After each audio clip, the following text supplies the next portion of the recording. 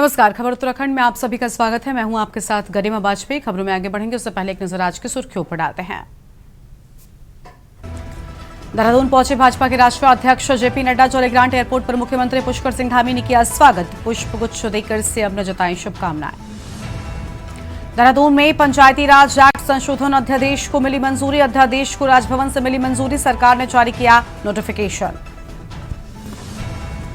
उत्तराखंड में चार धाम यात्रा जारी। यात्रियों को बेहतर सुविधा देना सरकार की प्राथमिकता। तीर्थ स्थलों में दर्शन के बेहतर प्रबंध किए जाएं। देहरादून को ड्रग्स फ्री देवभूमि के सपने को साकार कर रही पुलिस। अफीम की खेती को किया गया नष्ट। त्यूनी में 0.012 हेक्टेयर भूमि पर अफीम खेती। दून पुलिस का सत्यापन अभियान जारी। 1100 से अधिक व्यक्तियों का किया सत्यापन। 171 व्यक्तियों के 83 पुलिस एक्ट में चालान। हरिद्वार के कनखल की सड़कों पर खुलेआम गुंडागर्दी। देर रात लाठी डंडों से भिड़े युवक। Video viral. दर्जनों युवक आसपास। आप देख रहे हैं के न्यूज, खबरों का सारथी। रुक कर लेते हैं खबरों की ओर। देहरादून से खबर आपको बताते हैं, जहां पर बीजेपी अध्यक्ष जेपी नड्डा का स्वागत किया गया है। देहरादून पहुंचे भाजपा के राष्ट्रीय अध्यक्ष जेपी नड्डा। जौलीग्रांट एयरपोर्ट पर सीएम पुष्कर सिंह धामी ने भव्य स्वागत किया है और साथ ही बुके देकर सीएम ने शुभकामनाएं भी जताई हैं। पार्टी नेताओं व कार्यकर्ताओं में गजब का उत्साह इस दौरान देखने को मिला है। ये बड़ी जानकारी आपको हम बता रहे हैं, जहां पर जौलीग्रांट एयरपोर्ट पर सीएम धामी ने स्वागत किया है। बड़ी जानकारी आपको हम बता दें, पुष्पगुच्छ देकर सीएम ने जताई शुभकामनाएं। ये अहम खबर सामने आ रही है। देहरादून पहुंचे भाजपा के राष्ट्रीय अध्यक्ष जेपी नड्डा। अहम खबर आपको बता दें, जौलीग्रांट एयरपोर्ट पर सीएम पुष्कर सिंह धामी ने भव्य स्वागत किया है।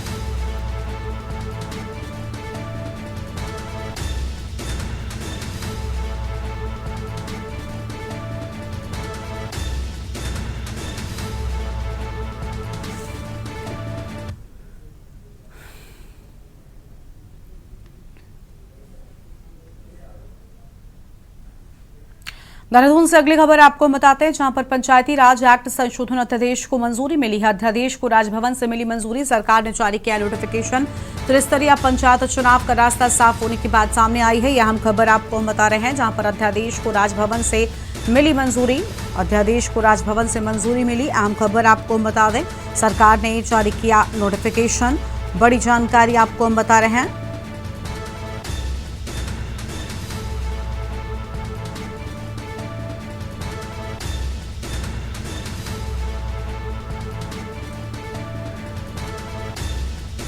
अध्यादेश को राजभवन से मंजूरी मिलने की बात सामने आई है। फिलहाल यह हम खबर आपको हम बता दें,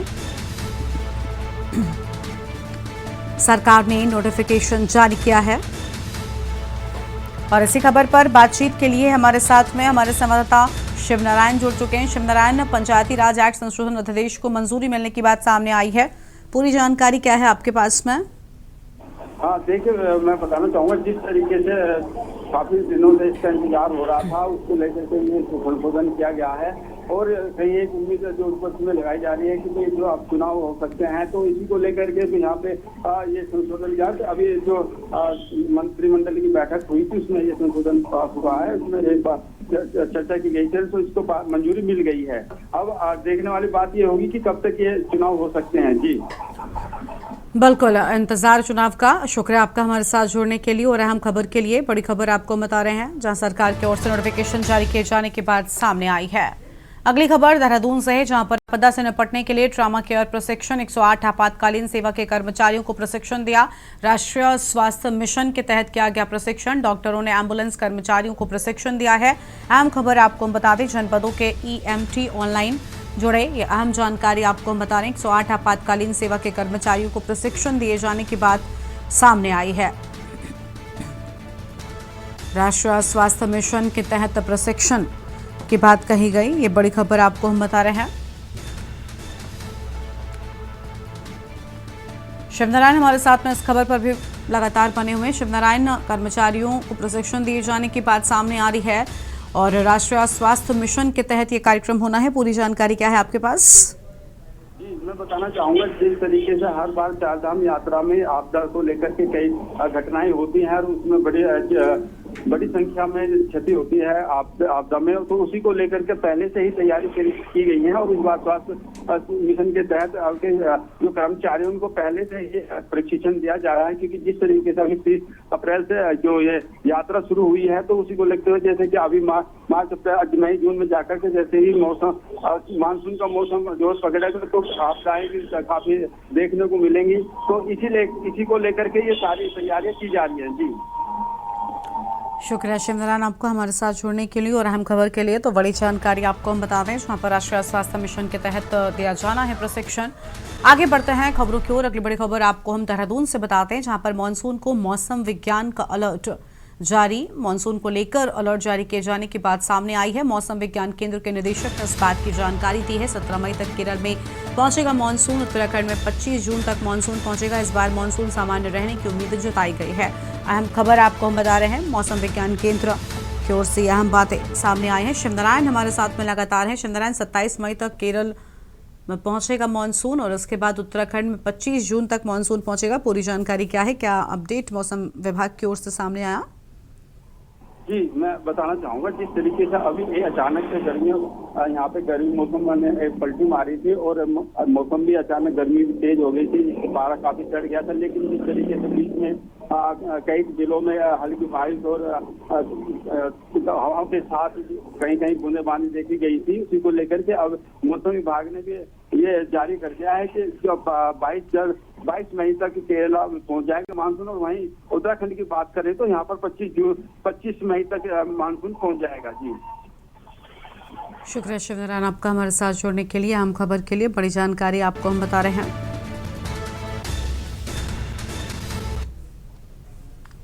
आगे बढ़ते हैं खबरों की ओर।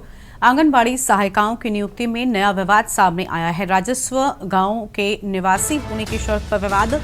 अभ्यर्थियों के आवेदन को खारिज करने पर उठे सवाल। गांव के नाम में अंतर से अभ्यर्थियों की नियुक्ति रद्द किए जाने की बात सामने आई है। सीडीओ ने डीपीओ को जांच के निर्देश दिए। आंगनबाड़ी सहायिकाओं की नियुक्ति पूरी होने के बाद विवाद। नियुक्ति से बाहर अभ्यर्थियों ने मुख्य विकास अधिकारी से शिकायत की। राजस्व ग्राम के तहत आवेदन योग्य थे।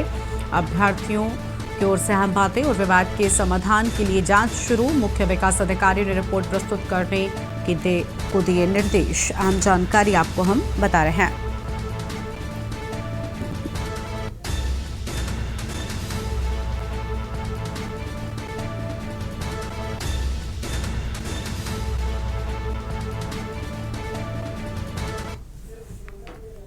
एक ग्राम छतकोट, ग्राम कंडई, इनके ग्रामीण आए हैं जिन्होंने वहाँ पे जो आंगनबाड़ी सहायिका है उनके पदों में नियुक्तियों के बारे में अपना एक एप्लीकेशन दिया है, प्रार्थना पत्र दिया है, जिसकी जांच के लिए मैंने जो हमारे डीपीओ हैं बाल विकास के, उनको मैंने निर्देशित किया है और इसके बारे में जैसी जांच रिपोर्ट आती है उसमें आगे कार्रवाई करें। पेशेंट्स आई हैं विभिन्न गाँवों से, तो उसको हमने जो डीपीओ हैं उनको भेजा है और इसमें उनसे जांच करने का निर्देश दिया। हमने अपने छोटे भाई की बहू के लिए अप्लाई करवाया था जवाड़ा केंद्र से, कोट ब्लॉक क्षेत्र है, जिसका कि एक ही आवेदन हुआ था। उसमें एक ही आवेदन में उन्होंने कहा कि राजस्व ग्राम में नहीं आते हुआ, इससे आपका आवेदन निरस्त किया जाता है। ऑनलाइन नहीं दिखाई गया, जब हम ऑफिस में आए या आए ऊपर विकास भवन आए तब जाके हमें दिखाई दिया, नहीं तो अन्यथा नहीं दिखाई दिया। और वोटिंग में वोट के टाइम पे तो ये बड़ा चढ़ा के हमें वो छुना पकड़ाते हैं, क्या तुम्हारे लिए ये करेंगे सो करेंगे, और हम जो कि उस गांव के निवासी भी नहीं हैं। आंगनबाड़ी सहायिका के लिए भरा था आवेदन पत्र, जिसमें जसपुर गांव आता है, मेरा जसपुर राजेशव गांव आता है और मेरे गांव का नाम कांडे है, जिसपे ये बताया जा रहा है कि आप राजेशव गांव के नहीं हो, आप कांडे गांव के हो, जिसे हमारा चयन नहीं किया गया। हाँ जी, ऑनलाइन भी कर दी गई है और हमने एक पत्र भी लिखा है उनके लिए। कार्रवाई करने के लिए ये मांग की हमने। लक्सर से खबर है, पुलिस ने आरोपी रेहान को गिरफ्तार कर लिया है। आरोपी पर नाबालिग से दुष्कर्म का आरोप लगा है। रेहान गिरफ्तार होने से पहले बदल रहा था ठिकाना। पुलिस ने संभावित ठिकानों पर छापेमारी की है और लक्सर कोतवाली में दर्ज हुआ गंभीर धाराओं में मामला। आरोपी रेहान के खिलाफ पुलिस ने सख्त कार्रवाई की है। पुलिस ने आरोपी को न्यायालय में पेश किया। दुष्कर्म मामले में पुलिस ने तेजी से की कार्रवाई। बड़ी जानकारी आपको हम बता रहे हैं। रेहान गिरफ्तार होने से पहले बदल रहा था ठिकाना।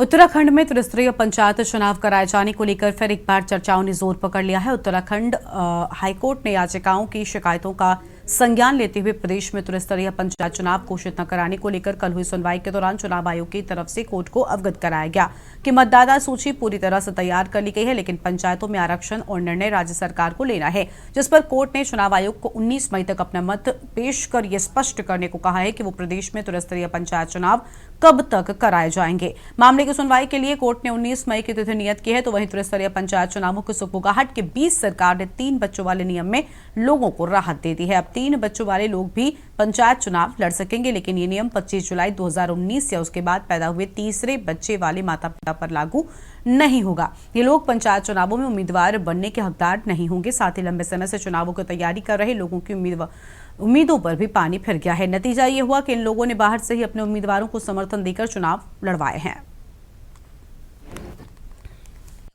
हाईकोर्ट में कई लोगों ने जनहित याचिकाएं दायर कर कहा कि प्रदेश के सभी जिलों की ग्राम पंचायतों का कार्यकाल पिछले साल 28 नवंबर 2024 को समाप्त हो चुका है, जबकि क्षेत्र पंचायतों का 30 नवंबर 2024 और जिला पंचायतों का 2 दिसंबर 2024 को समाप्त हो चुका है।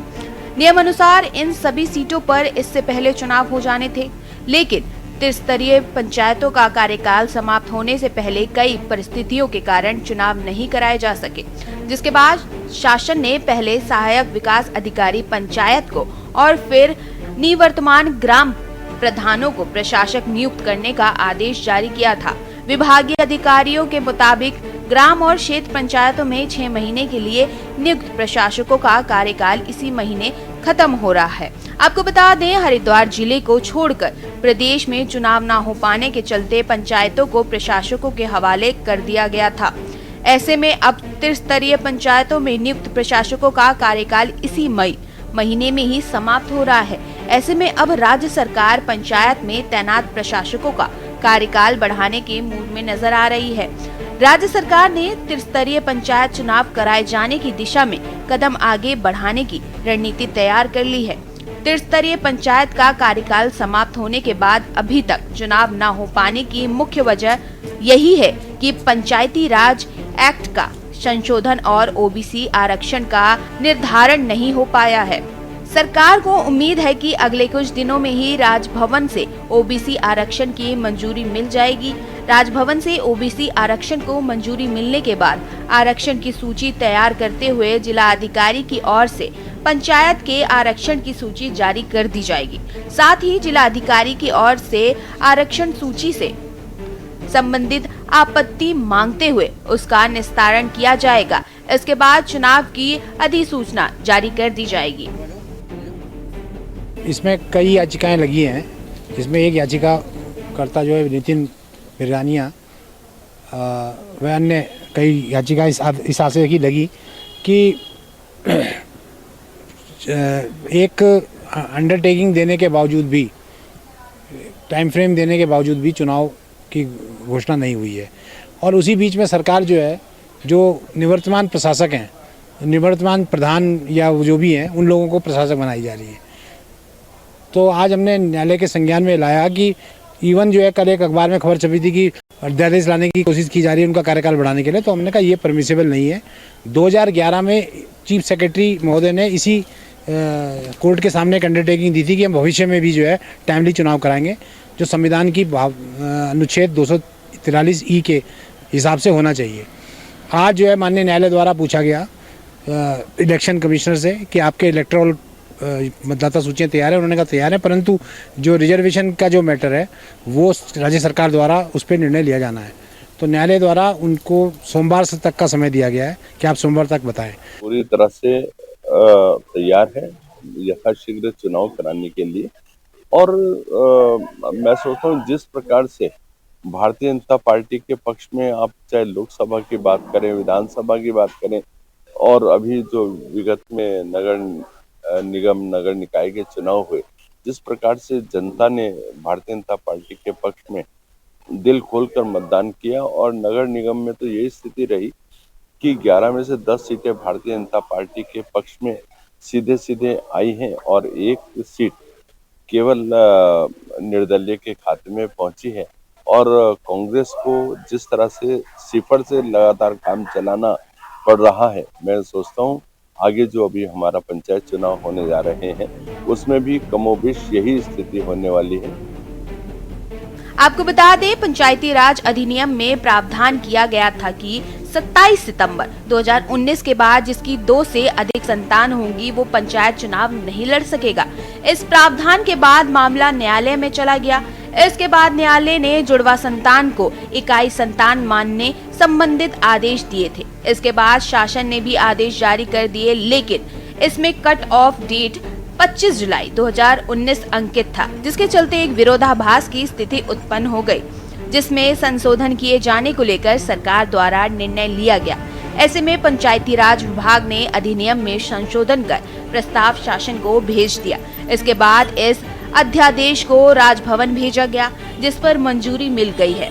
वहीं 4 धाम यात्रा की व्यवस्था में गढ़वाल की पूरी मशीनरी जुटी हुई है। इसके साथ ही आपदा को देखते हुए भी चुनाव की तैयारी विभाग को करनी है। ऐसे में इन पहलुओं को ध्यान में रखते हुए चुनाव की तैयारियों को लेकर प्रभाव पड़ सकता है। सरकार देखिए इस समय शासित है भाजपा की। अभी तक जो सरकार की जो सेंसिटिविटी है वो दिखी है। पिछला जो निगम के जो चुनाव अभी आउट हुए हैं उसको भी इन्होंने लिंगर ऑन किया, प्रशासकों की नियुक्ति की, हाई कोर्ट की सख्त टिप्पणी सरकार पे हुई। हाई कोर्ट वाकई इनको अलर्ट होने के लिए उन्होंने बोला कि आप चुनाव की तरफ जाएं, छोटी सरकारों का गठन करें। ये लोग लास्ट मोमेंट पे चुनाव संपन्न इन्होंने करवाए निगम के, लेकिन अब जो स्थितियां हैं पंचायत चुनाव को लेके, एक वाकई छोटी सरकारों के गठन की अगर बात करती है कांग्रेस पार्टी करण महाराज जी के नेतृत्व में कि वो टाइमली होना चाहिए। पंचायत चुनाव जो है, आप स्वयं सोचिए क्या स्थितियां सरकार ने बना रखी हैं कि आपका समय जो है पूर्ण हो गया है, उसके बाद आप प्रशासक आपके नियुक्त हैं, आप फिर उसके बाद जो है, अब मई में उनका कार्यकाल लगभग पूर्ण होने जा रहा है प्रशासकों का, फिर आप तैयारी कर रहे हैं कि नहीं जी और लिंगर ऑन करो चुनाव को। तो करण महाराज जी के नेतृत्व में कांग्रेस पार्टी चाहेगी। एक संवैधानिक एक व्यवस्था है संविधान में, और निश्चित रूप से पंचायत जो चुनाव है वो कहीं ना कहीं छोटी सरकारों के गठन की अगर वाकई अगर कांग्रेस पार्टी रखती है कि भाजपा पूरे इमोशंस और सेंटिमेंट्स को लिए हुए इस बात को इनको समझना चाहिए, और वो आखिरी पायदान का जो ग्रामीण होता है। देखिए, सबसे पहले तो उत्तराखंड क्रांति दल का ये मानना है कि हर चीज समय पर होनी चाहिए। विलम्ब होने से ये जो कार्य है ये बीजेपी करती है कि विलम्ब होने से वो चुनाव को अपने पक्ष में करने की कोशिश करती है। वर्तमान में माहौल बीजेपी के खिलाफ है और वो नहीं चाहेगी कि चुनाव समय पे हो।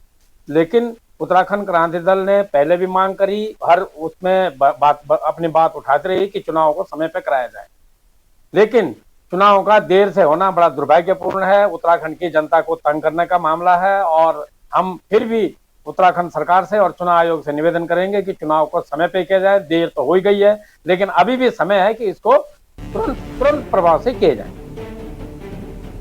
आपको बता दें, त्रिस्तरीय पंचायत चुनाव मामले में उत्तराखंड सरकार घिर गई है। उच्च न्यायालय ने शुक्रवार को सरकार से पूछा है कि पंचायत चुनाव कब तक कराए जाएंगे। पंचायत चुनाव और उसमें प्रशासकों की तैनाती को चुनौती देने वाली मदन सिंह समेत आधा दर्जन याचिकाओं पर मुख्य न्यायाधीश जी नरेंद्र और न्यायमूर्ति आलोक मेहरा की खंडपीठ में सुनवाई हुई। साथ ही निवर्तमान ग्राम प्रधानों, क्षेत्र पंचायत सदस्यों और जिला पंचायत अध्यक्ष को ही प्रशासक घोषित कर दिया गया। यह भी आरोप लगाया गया कि सरकार प्रशासकों का दोबारा कार्यकाल बढ़ाने जा रही है। अंत में अदालत ने कड़े रुख में सरकार को निर्देश दिए कि वह बताए कि कब तक चुनाव कराए जा सकेंगे। इस मामले में खंडपीठ आगामी 20 मई यानी मंगलवार को सुनवाई करेगी। संभवतः इस सुनवाई में पंचायत चुनाव को लेकर बड़ा डिसीजन नैनीताल हाई कोर्ट से देखने को मिल सकता है। Uttarakhand desk report.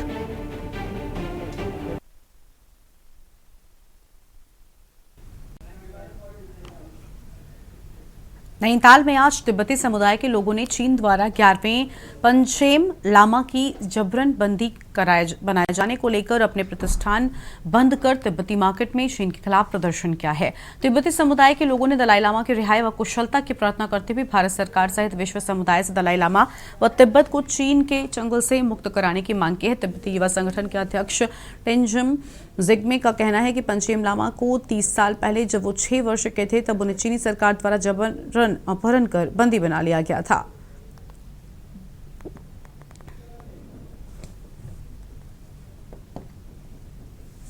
आज के दिन ये 11वें पंचेम लामा जी का किडनैप हुआ था पूरा फैमिली सहित, पूरे 30 साल हो गए। तो उनके रिहा के लिए तो हम ये कार्यक्रम यहाँ कर रहे हैं, वो जल्द से जल्द चीन के कब्जे से रिहा हो। हम यही यूनाइटेड नेशन से यही मांग करते हैं कि जल्द से जल्द पंचेम लामा जी को और उनके पूरे परिवार को रिहा किया जाए। खटीमा उत्तराखंड का एक प्रमुख कस्बा है जो कि इन दिनों अवैध मिट्टी खनन के मकड़जाल में बुरी तरह से जकड़ा हुआ है। क्षेत्र के विभिन्न हिस्सों में खनन माफिया बिना किसी रोक टोक के मानकों को ताक पर रखकर मिट्टी का अवैध खनन कर रहे हैं। बगैर नंबर प्लेट की सैकड़ों ट्रैक्टर ट्रॉलियां और दर्जनों डंपर दिन रात मिट्टी ढोने में लगे हुए हैं, जिससे न केवल पर्यावरण को भारी नुकसान हो रहा है बल्कि गांवों की आंतरिक सड़कें भी पूरी तरह से तबाह हो चुकी हैं। स्थानीय जनता इस अराजकता से त्रस्त है, लेकिन प्रशासन की रहस्यमयी चुप्पी ने माफियाओं के हौसले और बुलंद कर दिए हैं।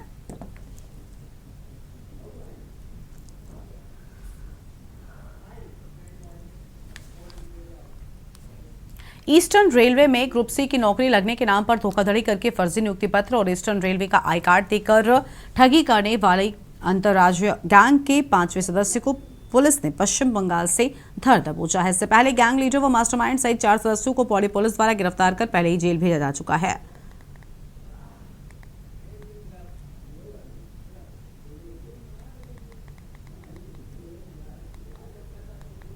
धोखाधड़ी के विरुद्ध निरंतर कार्रवाई करते हुए अंतर्राज्यीय गिरोह के एक 5वें सदस्य को हमारी टीम्स के द्वारा पश्चिम बंगाल से गिरफ्तार किया गया है।